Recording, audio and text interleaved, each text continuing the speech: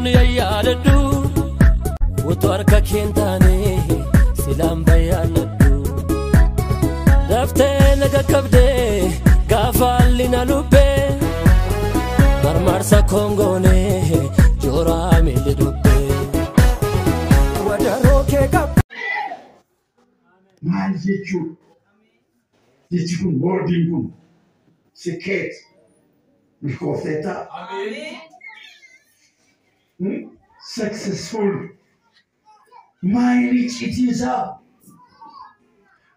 milkaa'uudhaaf sagalee waaqayyoo maal nurraa barbaada namoonni waaqayyoo attamitti milkaa'an eeva hin milkaa'e eevatu milkaa'inaaf kanaaf dhumma maal goon sagalee waliin jiniidhaan dubbii waaqayyoo sirratti na jedhama kan boodan isinii kadhadha ka waaqayyo isin milkeessutti isinii kadhadha paastarii keessan raajii moo paastariidha Raji.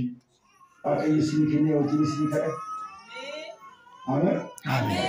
Maqaan isaa ulfaata. Amen. Ijoollota jilbaa guddatanii 1989 kee ijoollota yaadatoota guddifne beeku. Baadiyyaatti Owaara keessa gangalannee Owaara keessa nu gangalshee afra qulqullu gammoojjii keessa nu naannesse waraabessa mana nama meeqaati yaasee waati hidhaa nama baay'ee hiikee waati waaqayyo nama godhu waaqayyo nama si yaadu ameen jettaalee milkaa'is masa kasaashi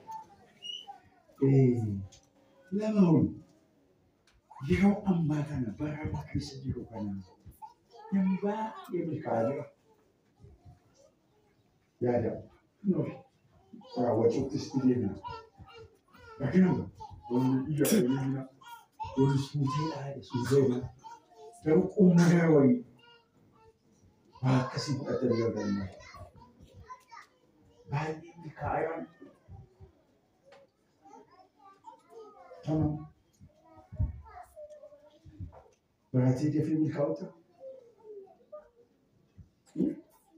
dalam sama kaya berbeza kau tu